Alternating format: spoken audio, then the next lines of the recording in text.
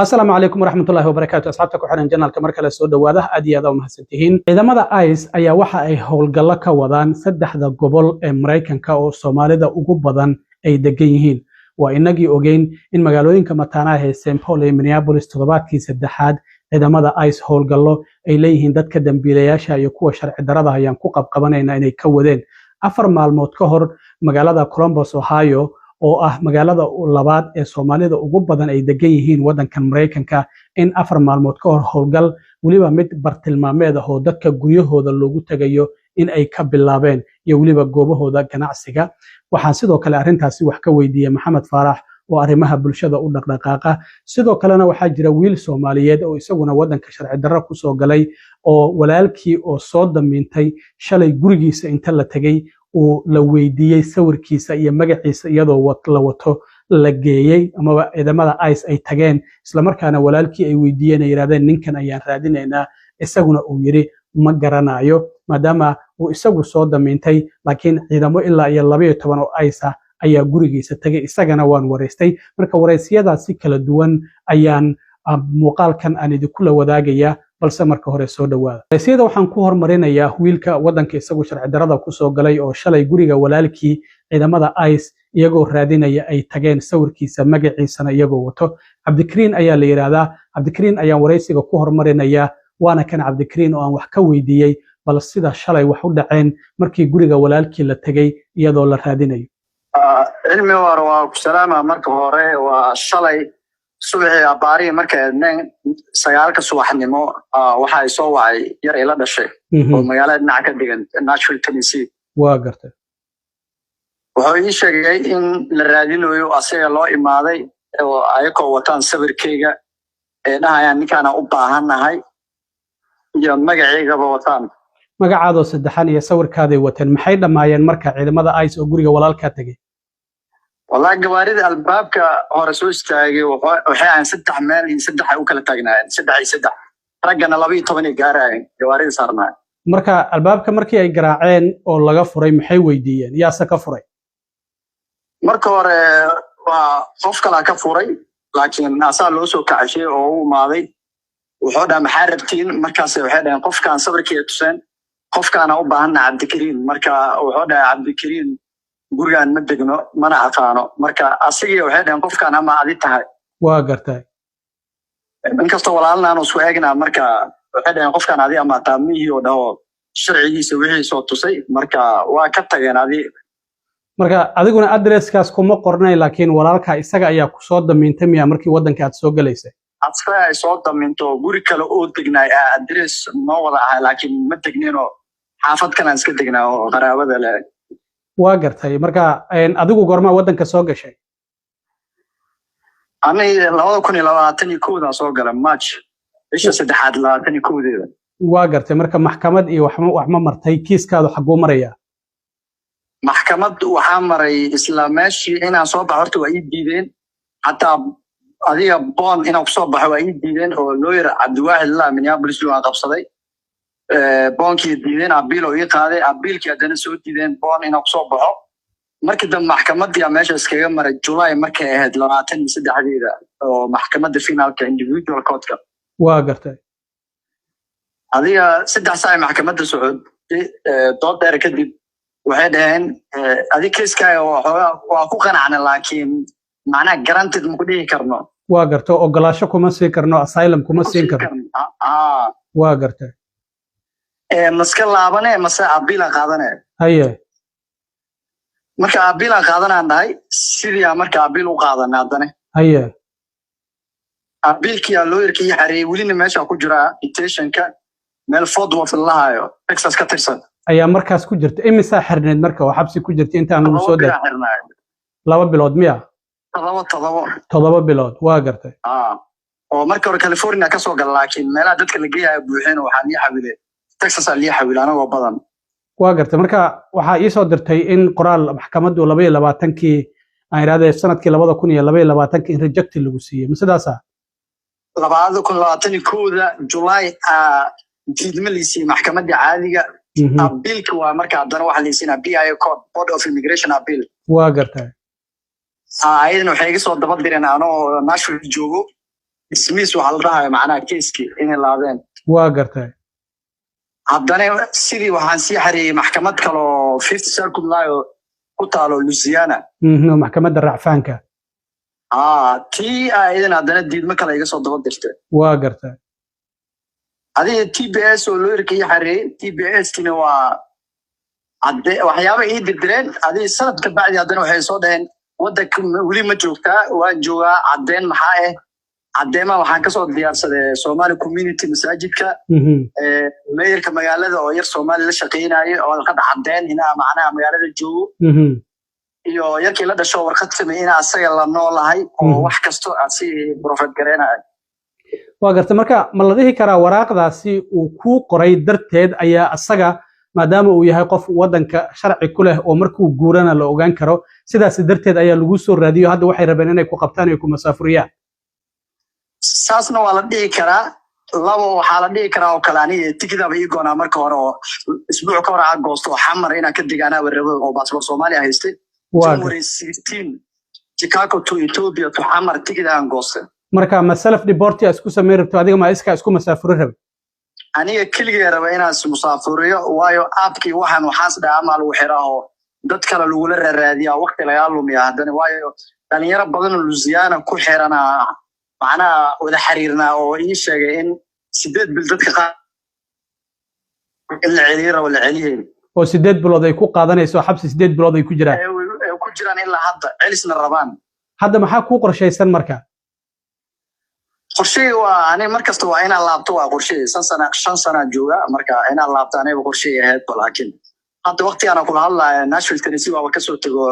lawyerka inaan la tashto oo sii socdaa Minneapolis Illinois si maraya waata marka wuxuu kugula taliyo talada lawyerkaada qareenkaada rabtaa inaad qaadato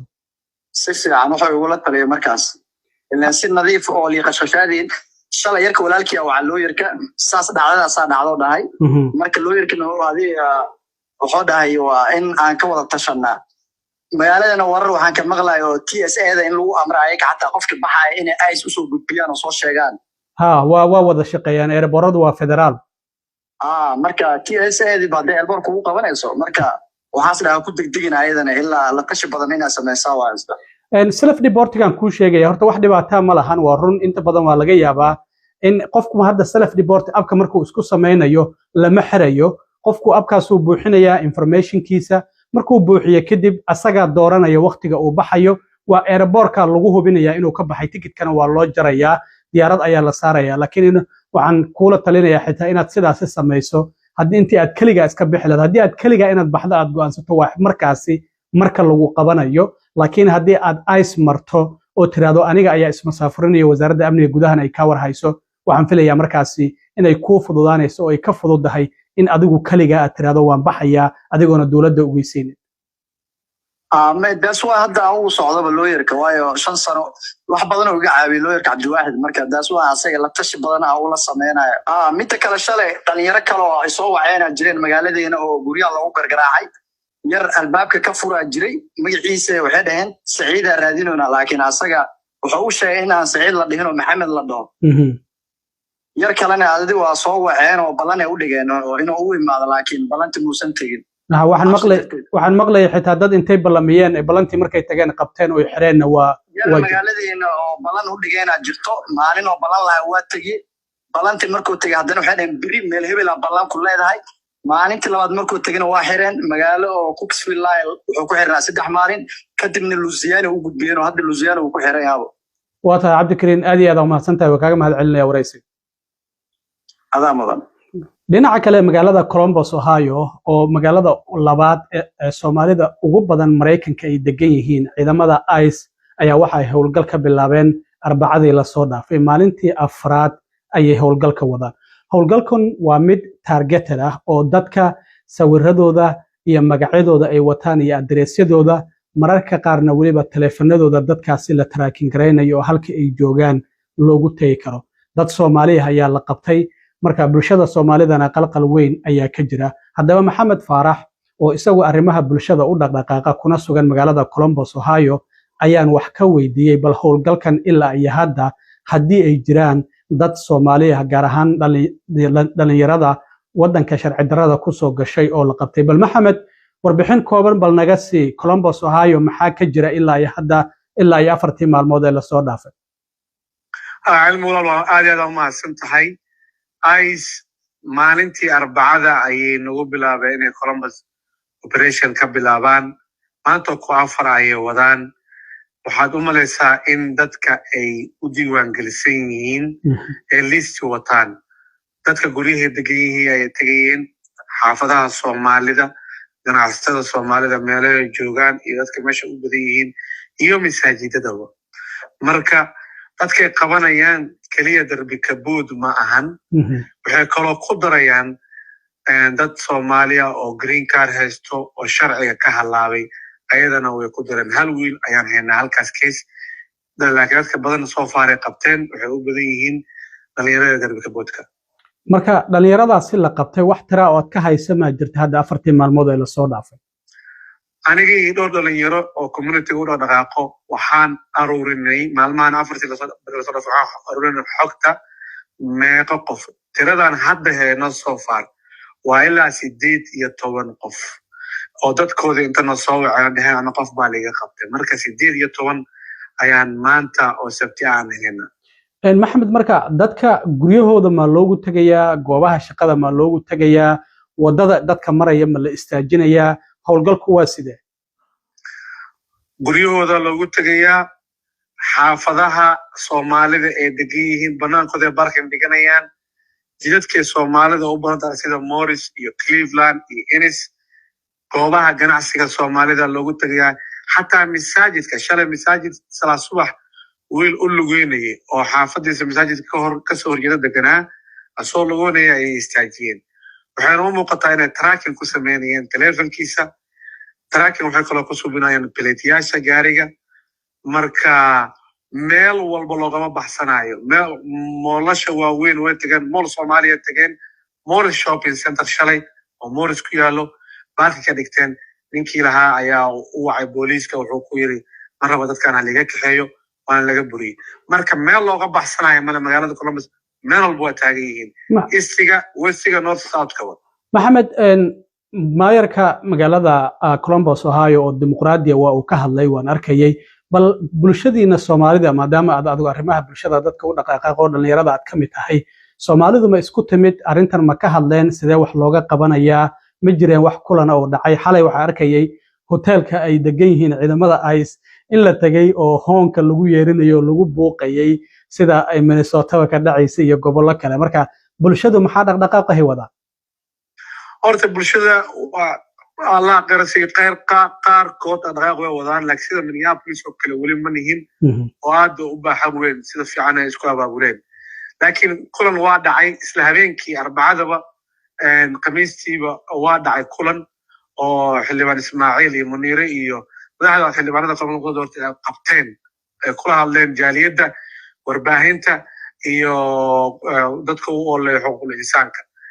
sidoo kale shalay jaaliyadda waxay tageen shir looga wacay magaalada Columbus oo maayarka Andrew Ginther u wacay gudoomiye Xasan Cumar ka qayb galay asagana iyo activistiyaal Soomaaliya marka waa jira kulamo noocaas oo kala laakiin waxa xusid mudan maayarka iyo police chiefka waxay lama shaqeynayno ICE operation ko ee Columbus ka qabanayna ma hor istaagi karno wax kama qaban karno waa hay'ad federaal oo xaq u leh waxay qabanaysaa inay qabato laakiin waxay lama shaqeynayno resource ma siinayno mana caawinayno maxamed aad iyo aad u mahadsan tahay maxamed faarax oo arrimaha bulshada u dhaqdhaqaaqa Columbus Ohio ku sugan igana warbixinayay howlgallada ciidamada ICE ay maalintii afraad ka wadaan magaalada Columbus Ohio ee gobolkaasi waa gobolka labaad oo Soomaalida ugu badan ay degan tahay waa mahadsan tahay maxamed dhinaca kale magaalada Minneapolis maanta waxaa ka dhacay mudaharaad aad u ballaaran kaasi oo qaybaha kala duwan ee dadka jinsiyadaha kala duwan leh ee degan magaalada Minneapolis ay ka soo qayb galeen xitaa dadka wadankan loogu yimid ee indigenous ka yiraahdo oo asal ahaan Mareykanka loogu yimid oo dharkooda hidaha iyo dhaqanka ku lebisan ayaa ka qayb galay halku dhigyo fara badan ayay wateen oo ay kamid ahaayeen Soomaalidu waxay Minnesota ka dhigeen mid wanaagsan. Somalis make Minneapolis great. Halku dhigii Trump oo ahaa make America great again ayay ka soo qaateen. Sidoo kalena waxaa jirtay in dadkaasi ay lug ku mareen wadada Lake Street oo ganacsiyada ugu badan ee Soomaalida ay ku yaalaan. Bloomington ayaa laga soo bilaabay ilaa iyo waxa lagu tagay suuqa Carmelo oo suuqa ugu weyn oo Soomaalidu ay ku leedahay Minneapolis. Haddaba arrintaasi waxaan wax ka weydiiyay Liban Show oo kamid ahaa wariyaashii duubayay lana socday dadka mudaharaadkaasi sameynayay. Liban marka hore waxaan weydiiyay mudaharaadkan yaa soo qaban qaabiyay halkuusa ka soo bilowday halkuusa ku dhamaaday. Waa kan Liban oo wareysigaasi aan la yeeshay. waad mahadsan tahay cilmi mudaharaadkan waxaa soo qaban qaabiyay sida aan wararka aan ku helay hay'ado kala duwan oo runtii u shaqeeya qaxootiga waxaana isugu soo baxay dadyow lagu qiyaaso kumanaan iyo boqolaalba ayaa isugu soo baxay ujeedada runtii mudaharaadkan waxa uu salka ku hayay sida aad la socotid ICE oo baryahan dalka Mareykanka gaar ahaan gobolka Minnesota si jaaliyadda Soomaalida ay target ugu haysay si ayaguna garab istaag loo siiyo borar ay wateen dadka mudaharaadayay ayaa waxaa ku qornaa ICE waa inay ka baxaan magaalada Minneapolis gobolka Minnesota mudaharaadkii lug ahaa iyadoo run ahaantii weatherka magaalada Minneapolis aad qabow iyo dabeelo ay u jireen ayaa dadku ma aysan ka leexan wadada Lake Bloomington ilaa meesha suuqa Soomaalida run ahaantii waad garanaysaa cilmiyow waa masaafo aad u dheer oo runtii ay qaadatay 2 saacadood lug ah dadku qabowgaasi ayay ku lugeynayeen waxaana lagu soo dhameeyay mudaharaadkii suuqa Soomaalida ee Carmel. waxaan arkayay halku dhigyada ay dadku wateen waliba qaybaha kala duwan isugu jira xitaa dadka wadankan loogu yimid oo indigenous ka la yiraahdo xitaa dharkii dhaqankooda iyagoo ku libisan ay wateen in halku dhigyada ay kamid ahaayeen Somalis make Minneapolis great oo Minneapolis Soomaalidu mid wanaagsan ay ka dhigeen markii la tagay suuqa Carmel oo dadkii halkaasi ay isugu tageen sidee bulshada oo Carmel ku ganacsata ay dadkaasi ICE inay ka baxdo Minneapolis ku mudaharaadaya Soomaalidana ku taageeraya ay u soo dhaweeyeen dadka mudaharaadka sameynay run ahaantii goobta markii la soo gaaray ilbaabka afaafka hore suuqa Soomaalida ee Carmel Mall ayaa waxaa soo buuxiya dhaafay ganacsatadii jaaliyadii ayagoo runtii borar iyo calamo iyo calanka Soomaaliya xataa ay wateen ayaa soo dhaweeyay dadyowgii farax badnaa halkaasi mudaharaadku ku yimid ilbaabka ayaa loo wada furay gudaha ayay soo galeen maadaama ayagu aad u soo qaboobeen isla markiiba waxay kala hor yimaadeen mid walba shaah inay mataqaana ay gacanta u geliyaan kuleel badan marka dadku aad bay runtii ugu faraxsanaayeen ganacsigii Soomaalida waxaad moodaa in maanta zaxmo u ahaa waxaana zaxmo ka dhigay dadyowga deriska ah ka soo qayb galay mudaharaadkani qaar aan weydiiyey cilmi ayaa ii sheegay siday ugu faraxsan yihiin iyo weliba qaar ii sheegay inay moolkan markii ugu horeysay ay yimaadaan oo ay ii sheegeen inay Soomaalidu ay jecel yihiin oo ay dad fiican ay yihiin raashinkooduna aan jecelnahay waana garab istaagaynaa sababta maanta halka aan ugu soo ekaysinay mudaharaadkeeni inaan Soomaalida ganacsigooda uusan xirmi karin oo runtii aan u noqono gaashaan si ay dukaamadooda iyo ganacsigooduna ay hore u furtaan sambuuskiina ma lagu soo dhaweeyay dadka cadaanka sambuus ayaa lagu soo dhaweeyay waxaan arkayay hooyo runtii maqaayad ku leh meeshaasi ayaa waxay u diyaarisay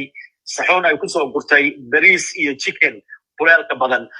dadkan runtii ayagu waxay ma filaynin run ahaantii lama filaankan oo raashin freega ah iyo sambuuska iyo shaaga laga hor keenayo laakiin waxay ayagu rabeen inay ayagu iibsadaan laakiin Soomaalidiba ayaa u garatay in maaragtay ay free ay ku siiyaan raashinkii sambuuskii runtii aad bayna runtii ula dhaceen dad yowga Soomaalida aan ahayn maanta ku sugnaa suuqa Soomaalida runtii dhinaca kale markaad ka fiirisid maanta toddobaadadii la soo dhaafay sida la socotay cilmiyow suuqa Soomaalidu iska dansanaa laakiin maanta meel kale istaaga ma lahayn idaacadaha meeshay buuxeen dhalinyarada runtii meelo badan ayaa la furay goobihii timajariyaasha meel walba maanta dib ayaa loo furay ganacsiguna si xad dhaaf ayuu ahaa aad iyo aad u mahadsantahay liban waan kaaga mahad celinayaa kaas waxa uu ahaa liban oo liban show caan ku ah wariyaasha madaxa bannaan ee ku sugan magaalada Minneapolis ee gobolka